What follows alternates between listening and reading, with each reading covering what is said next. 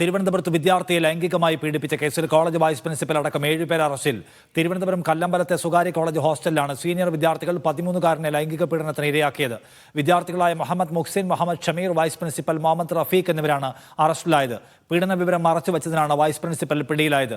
പ്രായപൂർത്തിയാകാത്തവരാണ് മറ്റ് 4 പ്രതികൾ. മുഹമ്മദ് ആഷിഖ് കൂടുതൽ വിവരങ്ങളുമായി തിരുവനന്തപുരത്ത് നിന്ന്. ആഷിഖ്, എന്താണ് ഈ കേസ്? ഇന്നലെയാണ് ഈ സംഭവം നടക്കുന്നത്. പോലീസ് 7 പ്രതികളെ ഈ സംഭവവുമായി ബന്ധപ്പെട്ട് കസ്റ്റഡി എടുക്കുകയും 4 പേരെ അറസ്റ്റ് ചെയ്യുകയും ചെയ്തു. കല്ലമ്പലത്തുള്ള സ്വകാര്യ അറബിക് കോളേജിലെ വിദ്യാർത്ഥിയായിട്ടുള്ള 13കാരനെ സീനിയർ വിദ്യാർത്ഥികൾ ചേർന്ന് ലൈംഗികമായി പീഡിപ്പിച്ചു എന്നുള്ളതാണ് കേസ്.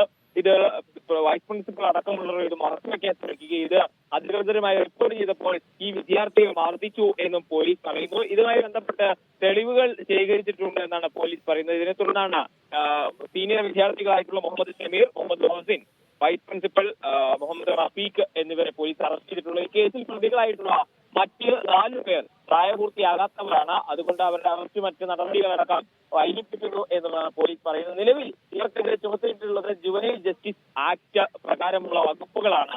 ഈ കോളേജ് ഹോസ്റ്റലിനുള്ളിൽ വെച്ച് സീനിയർ വിദ്യാർത്ഥികൾ ഈ 13കാരനെ ലൈംഗികമായി പീഡിപ്പിക്കുകയായിരുന്നു എന്നാണ് പരാതി. നിഷാദ്.